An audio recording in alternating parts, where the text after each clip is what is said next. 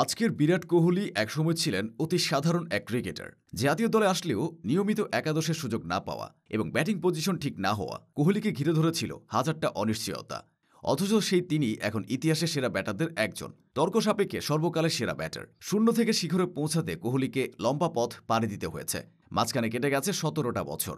20 বছরের নাদুস নুদুস সেই কোহলির এখন চোয়াল ভরা সাদা দাড়ি, পেকে গেছে মাথার চুল, পাশাপাশি কমেছে ব্যাটের জোর। তবুও কোহলির মহত্ব কমেনি। তিনি মাঠে নামলে এখনো গ্যালারিতে উচ্ছ্বাস বয়ে যায়। শুধু তার ব্যাটিং দেখার জন্যই ভারতের খেলা দেখে এমন মানুষের অভাব নেই। কোহলির কোটি কোটি সমর্থক তৈরি হয়েছে শুধু তার ব্যাটিং কারিশমার জন্য।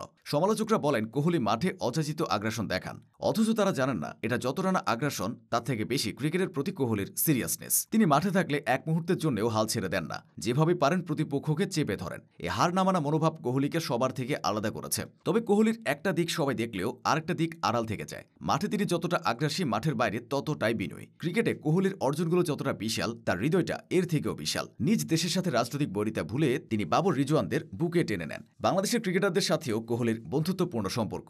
অসহায় মানুষদের জন্য কোহলির মন সবসময় উদার। সে উদারতা থেকে 2013 সালে তিনি প্রতিষ্ঠা করেছিলেন বিরাট কোহলি ফাউন্ডেশন। জনসচেতনতা সৃষ্টি, সুবিধাবঞ্চিত শিশুদের শিক্ষা এবং সুস্বাস্থ্য নিশ্চিত করতে কাজ করে এ সংগঠন। 2013 এবং 2017 সালে সংগঠনের অর্থ সংগ্রহের উদ্দেশ্যে বলিউড সুপারস্টার এবং ভারতীয় ক্রিকেটারদের নিয়ে চ্যারিটি ফুটবল ম্যাচের আয়োজন করা হয়েছিল। সেখানে কোহলি নেতৃত্ব দেন অল হার্টস এফসির হয়ে। বিপক্ষ দল অল স্টার্সে খেলেছিলেন বলিউড তারকারা। 2017 সালের আইপিএল চলাকালীন ডাক্তার অপূর্ণা দেশমুখ পরিচালিত পুনের একটি বৃদ্ধাশ্রম পরিদর্শন করেন কোহলি। সেখানে তিনি মোটা অঙ্কের অর্থ সহায়তা দান করেন। আবার আসা যাক ক্রিকেটার কোহলি প্রসঙ্গে। শুধু ব্যাটার হিসেবে তিনি ভারতের জন্য যা যা করেছেন তা ইতিহাসে স্বর্ণাক্ষরে লেখা থাকবে। আন্তর্জাতিক ক্রিকেটের দ্বিতীয় সর্বোচ্চ 82টি সেঞ্চুরির মালিক কোহলি। তার সামনে আছে কেবল গ্রেট সচিন টেন্ডুলকার। ওয়ানডে ইতিহাসে সবচেয়ে বেশি 51টি সেঞ্চুরি করেছেন কোহলি। এখানে তিনি টেন্ডুলকারকে পেছনে ফেলেছেন। ওয়ানডেতে 14,000-এরও বেশি রান করা কোহলি 57 গড়ে ব্যাট করেন। এই সংখ্যাটাকে অতি মানবীয় বা অকল্পনীয় যে কোনো শব্দে ব্যাখ্যা করা যায়। ভারতীয় ক্রিকেটার হিসেবে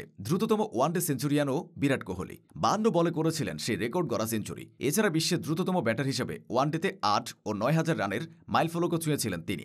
আন্তর্জাতিক ক্রিকেটে প্রথম 30টি সেঞ্চুরি করার ক্ষেত্রেও তিনি দ্রুততম। টেস্ট ক্রিকেটে বিরাট কোহলির গড়টা বাকি দুই ফরম্যাটের মতোই অতীতে 50-এরও বেশি ছিল। তবে করোনার পর থেকে এই ফরম্যাটে তার ব্যাট কথা বলছিল না। কিন্তু ধারাবাহিকভাবে রান না পেলেও টেস্টে এখনও তার ব্যাটিং গড় 46। এটি কোহলির শ্রেষ্ঠত্ব প্রমাণের জন্য যথেষ্ট।